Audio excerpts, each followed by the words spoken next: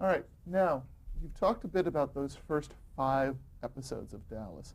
What was the original construction? I mean, was it a miniseries or was it intended to be a weekly episodic? Oh, it was a miniseries, heading for a weekly episodic, of course. So talk about making those 5 episodes and sort of that arc and... Well, they were doing it on the cheap, and it cost a lot of money to be out of town, too, hotels and meals and stuff like that. So they didn't really have kind of honey wagons. They had some dressing rooms, but they're little and so forth. I brought down my bread wagon. I had a big step-in bread wagon that I'd put a plastic dome on top, and you could sit up there with a glass of champagne and see the country. And it had dark brown carpet around all on the floor and all the walls and the ceiling and everything. It was like a big brown womb. It was just wonderful. So I had heat in there and champagne always. And so I would take it to the set every day. And instead of going to those crummy little boxes they gave us, they would all come into my place because I had the wherewithal to do stuff. And it was warm. I mean, it was so cold out there. It snowed. And one day it snowed and we were doing the scene and we had to cut it before it was finished and we were going to pick it up the next day. And it melted overnight. So they quickly got some gypsum in and spread it all over the lawns and so forth. And then the sun came up and it was pink. So they had to scrape all that off and do it again and then it snowed again, and we kept going back to the scene to get it and pick up on it and so forth. But it was a hellacious winter, and my van really had the way of kind of getting everybody together so we could have some place to recreate and rehearse. Yeah. Now, what was your feeling about the show? You made these 5 episodes. Did you think it would hit the way it did? It was to begin with, it was just a job, and by the 3rd show, I knew there was a good chance this might go. And by the time we finished the 5th, I thought, hey, we got a chance at this. I can see things going on, because after you've done so many shows, and it's the luck of the draw out there. When they put the show on, against whom, all that. But it worked well for us. I think we started on Sunday night, and then went to Saturday, and finally got down to Friday where it really worked. And during that period of time, there was a recession going on, and people really couldn't afford to go out and hire a babysitter and go out for dinner and a movie. That was, in those days, about $50 for 2 people. And just couldn't afford it. And so a lot of people were forced to stay in and watch Dallas. And I think that had a lot to do with the success of Dallas. So talk about getting that initial order after the 5 episodes. Obviously, you shot the first 5 in Texas. Mm-hmm. Talk about making the show thereafter and what the process was. Well, we would shoot then, when it was finally picked up and we knew it was going to be established after the first year. We would shoot, say, 6 shows, parts of 6 shows in Los Angeles, go down to Dallas, finish those down in Dallas, and shoot parts of 6 other shows in Dallas, then come back to Los Angeles to finish them. And it was a good system. It worked pretty well. But you also had to fit in where you were in 6 different shows or 12 shows, because you wouldn't shoot them in sequence. You'd shoot them all. It was a real strain on the actors and everybody else, because the costumes had to be sure the costumes matched exactly, and the props and all that when we came back here. So it was fun. I really enjoyed that. How hard, though, was it to track where you were? I mean, obviously, with all of the high drama that was going on. Yeah, well, track where you were in the story going back and forth. They would show us clips of where we were and so forth. But generally, an actor really remembers all that. I can't remember it now. I can't remember what I had for breakfast, but in those days I could. Now, where was South Fork? South Fork, well, originally it was the Box Ranch outside of Denton. And that's where we shot the first 5. And then he didn't like, or his wife didn't like, us traipsing through there with hobnail boots, I guess, hardwood floors and so forth. And they didn't want to do it. And then, of course, the place burnt down. So, I don't know, God was looking after us. So we got another place to shoot, and that was at South Fork, outside of Plano. And it's just a plain little old ranch house. It ain't no big deal. You could never fit the size of the interior house, which was up here, into that little old house down there. It wouldn't work. But it worked on camera. It worked. It worked. And so that was South Fork for the rest of the run of the show? Yeah. Is it still standing? Yeah, it's standing. We were down there shooting the other day when we did the retrospective, the reunion, we call it. Imagine that's a major tourist destination. Oh, yeah, it's the second largest in Texas, the Alamo being the first. Wow. Uh-huh. And people come from, Germany. They're big on it in Germany. They'll charter a Boeing 747 and come over here with like a couple hundred people and make a whole big deal out of it. They've asked me to pick it up in Frankfurt and bring it over here and then take it back for a goodly amount of money, but it's just too much trouble. So now talk about how long you would have scripts and how much rehearsal you would have. It sounded like from your Genie days that you like to rehearse quite a bit. Talk about the production process and how much lead time you'd have with the material. We'd have about a week lead time. And then we'd read it over. And then after a while, we didn't even bother reading it. We knew our characters, we knew where we were supposed to go and so forth. So we cut that reading day out. And it was just, it took 7 days to shoot it, and then finally we were down to 6 days, I think. And how much creative input were you given? Oh, I don't know. If I didn't feel a phrase was right for Texas, a vernacular, I'd just change it. I wouldn't talk. I wouldn't call them up and say, "Can I change this?" I'd just do it.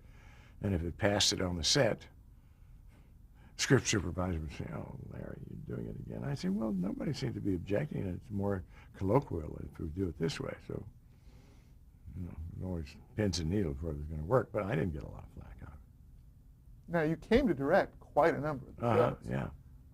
Talk about how that came about and talk about that experience directing the show. Well, when I was shot, there's a good chance that I'd be killed. And I decided to take that upon myself as I was pushing 50, and I said, I'm not going to get another chance at this, so I want it to pay off. And I want to get what I think I'm worth. And so I asked for a certain amount of money. I forget how much it was, 50,000 perhaps. And they said, no. I said, okay, well, I'm going to go to London, and we can work from there. So I went and didn't show up for work. I'd never done anything like that in my life. I wasn't particularly disturbed by it, but my mother says, of course, you signed a contract, and the contract is thus. And I said, yeah, Mother, that's all very well, but this thing could go on for another 10 years, and I don't want to do it at the rate of salary I'm getting now.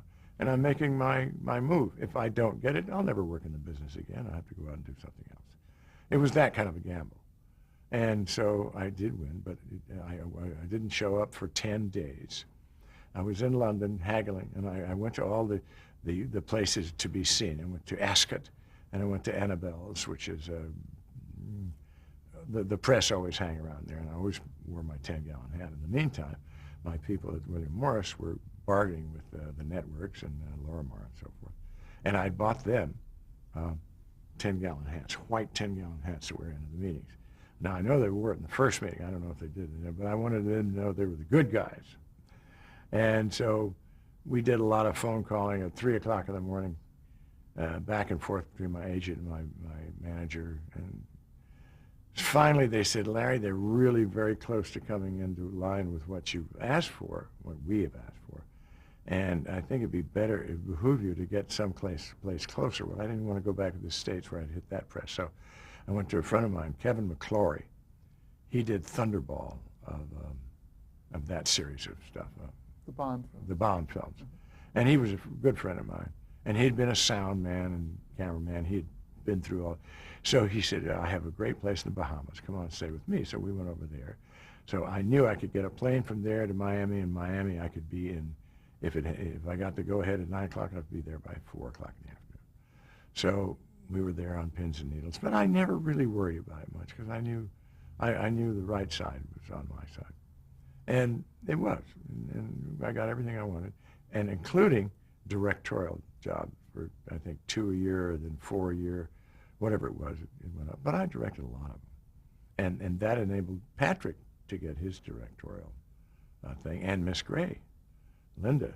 They didn't think much of women directing and blah, blah, blah. And I said, I tell you, you take one of mine that I have and put her in that slot, and I'll make sure she does a great job. Well, I didn't have to do anything. She knew exactly what to do. I mean, she'd been on the show for 4 or 5 years and kept her eyes open. She's a smart woman, and she did it. And she got her director's card on that. That's terrific. Mm. So you looked out for the other actors. Oh, absolutely. That was my job.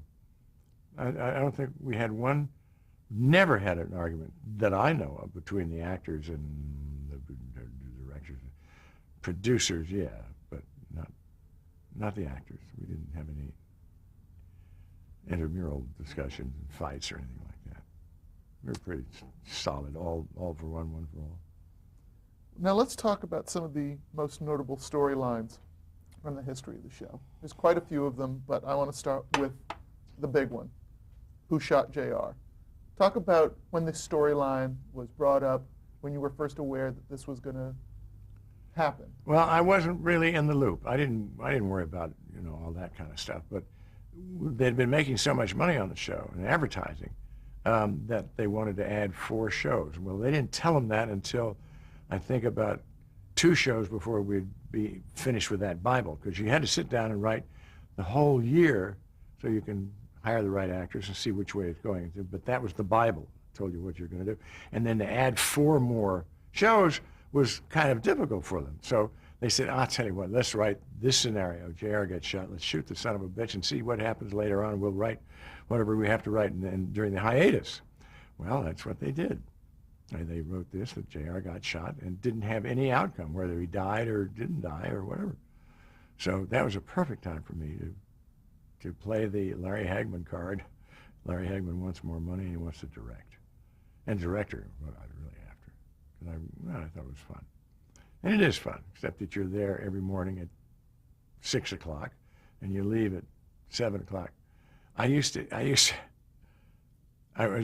also directed In the Heat of the Night for Carol O'Connor, my good friend.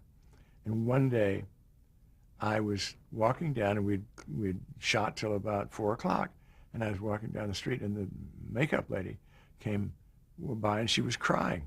I said, "What's the matter, honey?" She says, "Oh, Larry, I've been working on this thing for 4 years now, and this is the first time we've ever gotten off early, and I just got married, and my husband's never seen me in the daylight." He said he didn't know what he's going to think, because I brought those shows in, 3 or 4 hours clipped off at the end. And if you know how to do it, and the actors are with you, which they were, of course. That's a good kind of director to have on a show. Absolutely. No go hanging around for meal penalties. I think I had meal penalties twice during the whole show. And that was because a piece of equipment broke down. But not take 17. No. I shoot the rehearsal. I said, let's just line it up. You go here and there. And let's just, if it works, it works. If it doesn't, it's just film. Which they looked at. But many times I'd get a good, strong performance out of the rehearsal. Print it. It's fresh. Yeah, because you're always jumping into that stuff anyhow. You go over shows, close up, and so forth. You use about 30 seconds, not even that, of the master, because then you're in the closer shots.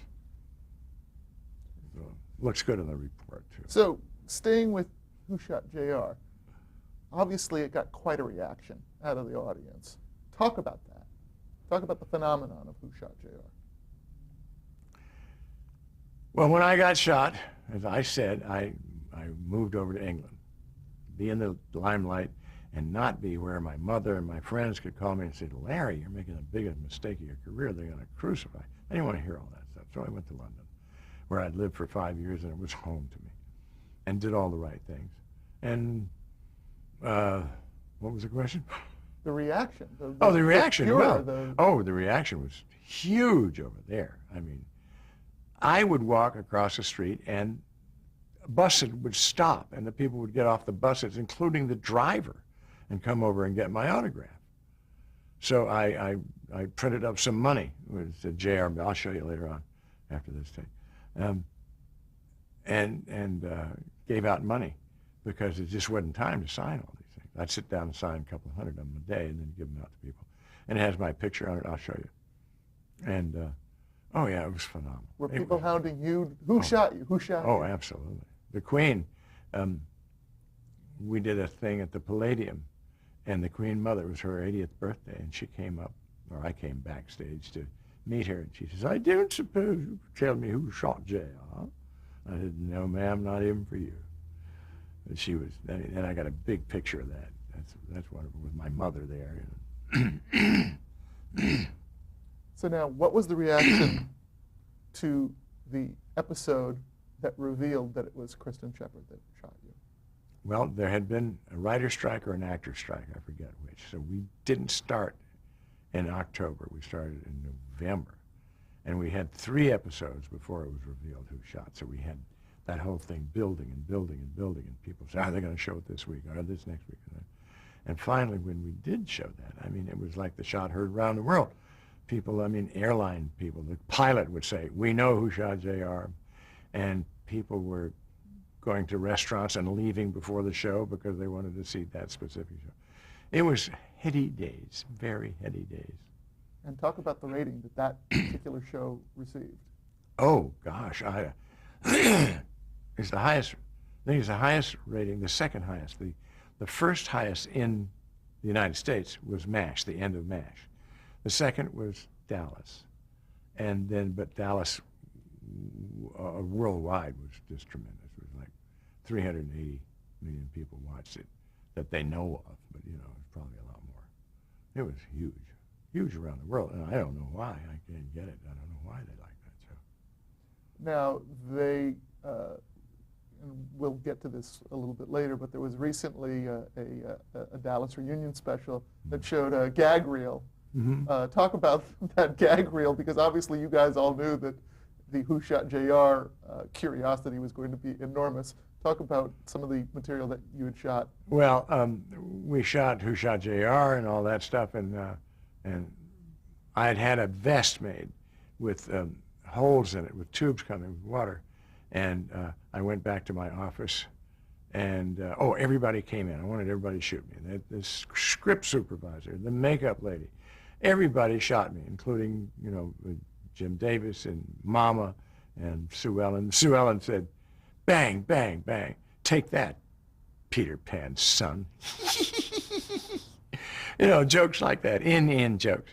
And it was really fun. So I said, after I'd been shot by about 10, 15 people, numerous times, I said, missed, and had a gin bottle down there. I took the top off and drank it, and the pressure, they sent out the gin coming out of me. And that was kind of a funny little joke I just made up.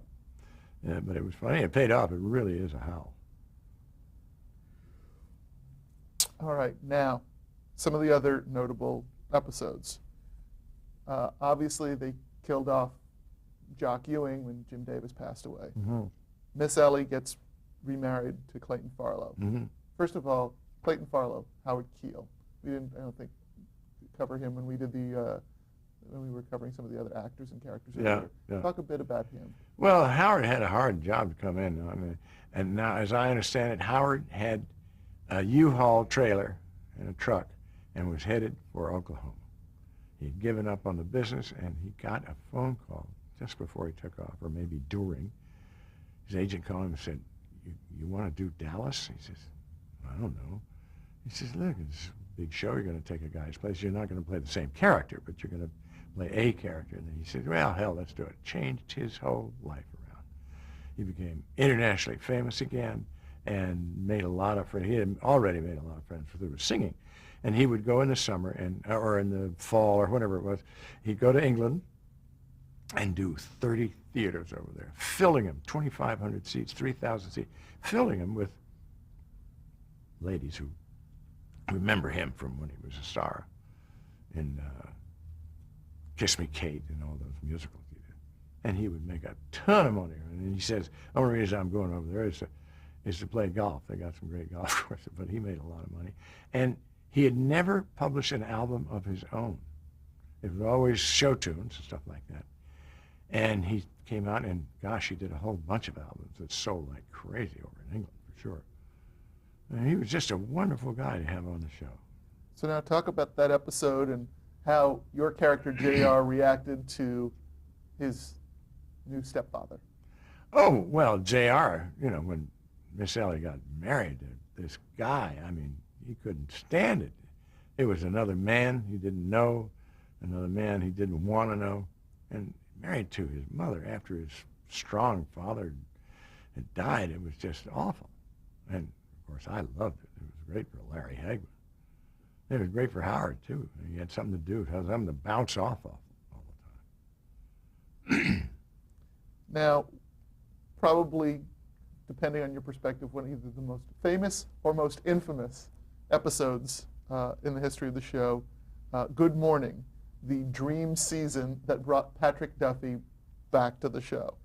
Talk about not just that episode, but everything that had transpired with Patrick Duffy leaving and then his return, and then talk about that episode in particular. When Patrick decided to leave the show, I gave him some advice that Hayden Rourke had given me. Never leave a successful show. People think you're dumb, crazy, unreliable. He did, went out to win fame and fortune, and found out that it was cold out there. It was cold. I mean, leaving as successful as Dallas was just unheard of.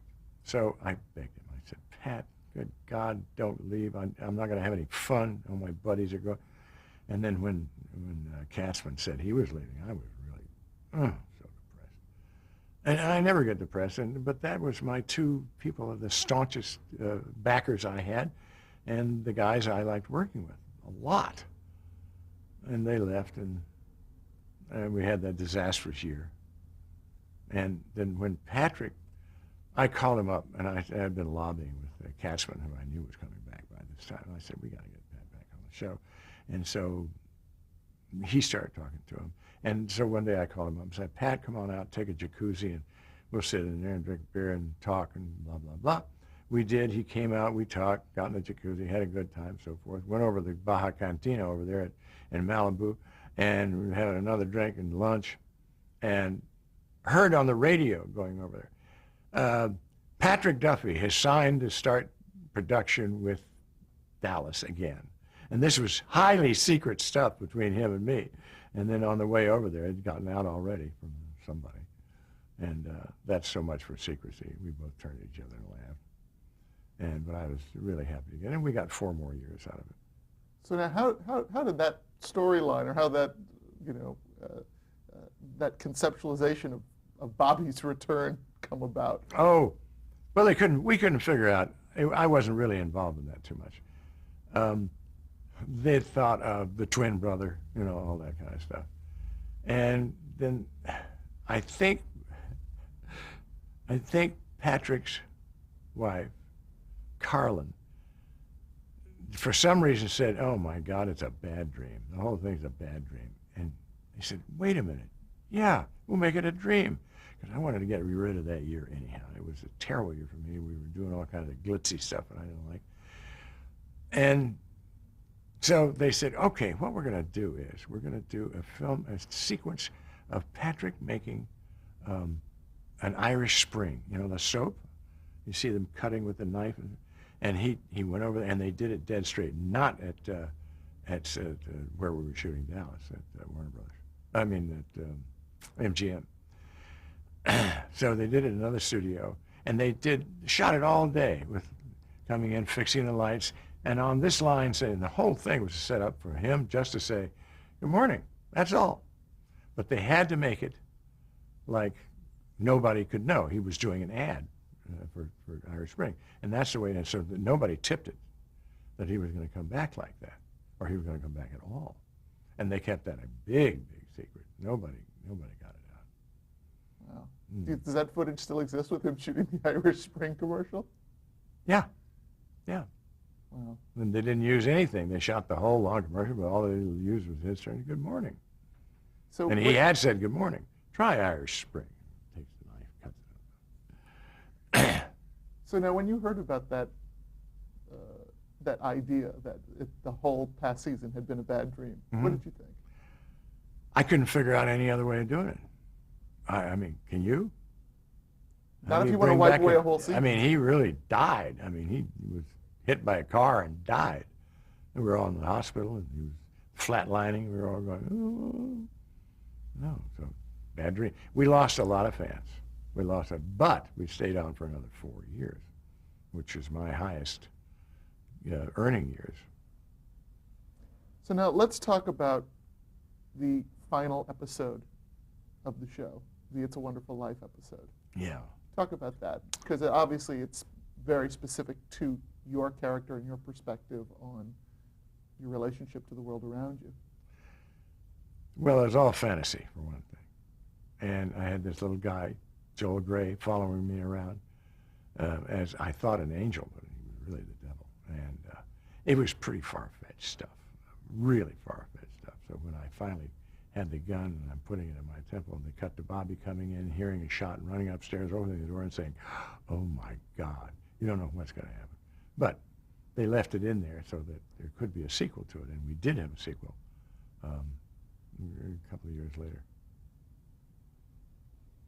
Now, did you have a favorite storyline during the whole run of the show? Yeah.